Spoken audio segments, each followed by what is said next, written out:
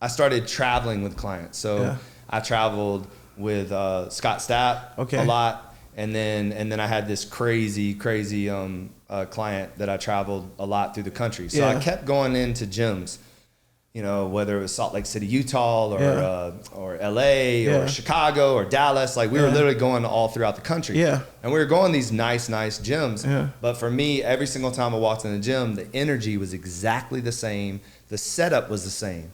And I came from a college football background. So when you're at Auburn, you walk into the weight room, it's like, you know, it feels special. Yeah, like you walk in there and it's just like, you light up. Normally they're blasting hip hop, there's chalk flying, you know, it's like a fun environment.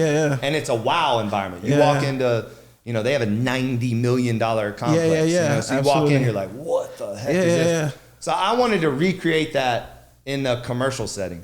So I was like, how can I bring kind of that college football swag to a commercial gym? And obviously it's evolved over time with different, you know, learnings and different demands and finding what is uniquely us. And now I think we kind of have our blueprint 100%. Of what it is. But that was really it. It was like I wanted to create a gym that as soon as you walked in, you felt different. Like you felt some type of way. Like you felt encouraged.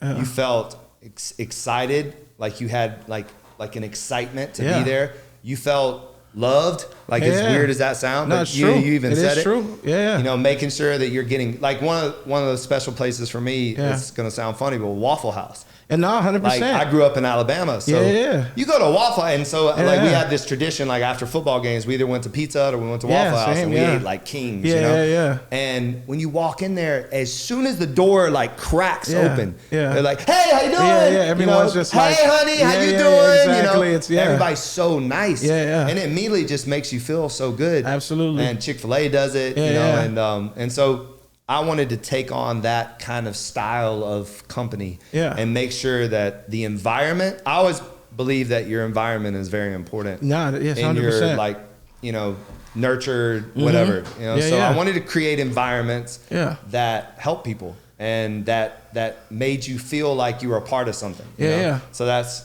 kind of where it came from. I feel like that's how I feel when I come to Legacy, man. Yeah, that's why when you said it means a lot. Even me as just a creative person, you know, like, you know, it's creative. I like creative stimulation, you know, like even working out, you know, it's just like, you know, coming to this, the environment just feels like, you know, that's how I like it in music too. We like a studio where everyone's feeling good, everyone's super trying to be positive and good energy, and like it makes you want to, you know, come and go somewhere, like work out. I felt like creative. A lot of gyms feel either like everybody's mad, you know? You know, like everybody's angry at each other. Everybody's too serious.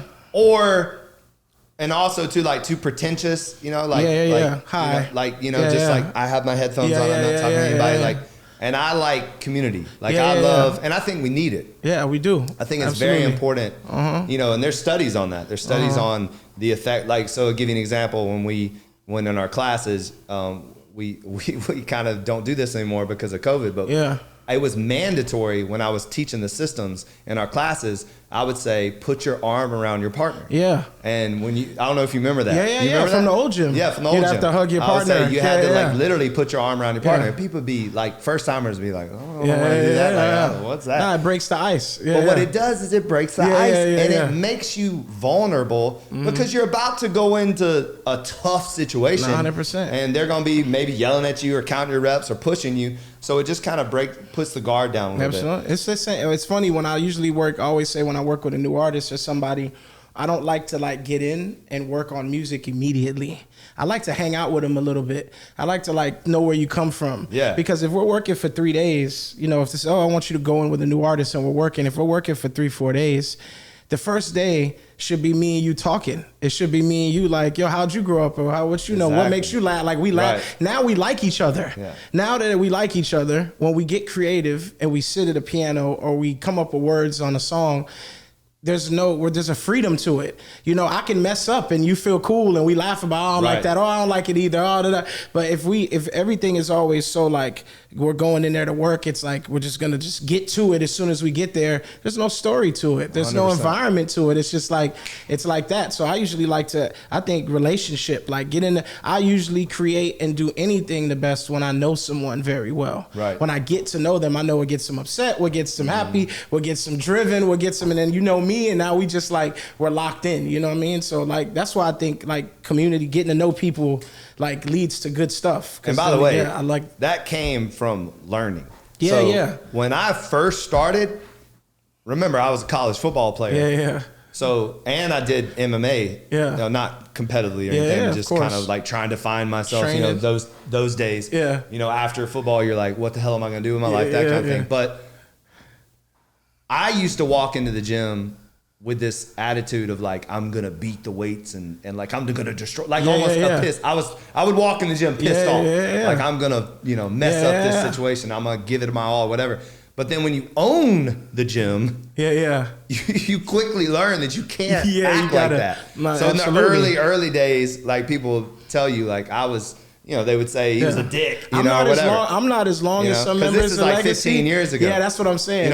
You probably got more of the calmer, a little bit calmer. I had a little taste of old man. I had a little taste of old man. I remember like I've been at the gym 5, 6. So I remember it was, but the intense environment to me never felt like unfriendly. It felt like it's time to get to work. We cared. Which I like. That's what I like. Because sometimes being hard on people is care. People can, I believe it is care. Yeah, the opposite is not talking to you at all and not caring. I tell people that all the time. But like, it's like, when you work with people, it's like, man, the artist isn't that. I'm like, the opposite of love and hate is neighbors, but if I don't say anything to you at all, or I don't care about you, don't want me to do that. You don't want me to get to that point. Right. Now I don't care if you, so I, as a person who would come to work, I like when somebody's like, yo, get to work, because then that's like people, people actually care that you in here working out, and doing stuff. Well, so we care about the outcome. Yeah. We care about results.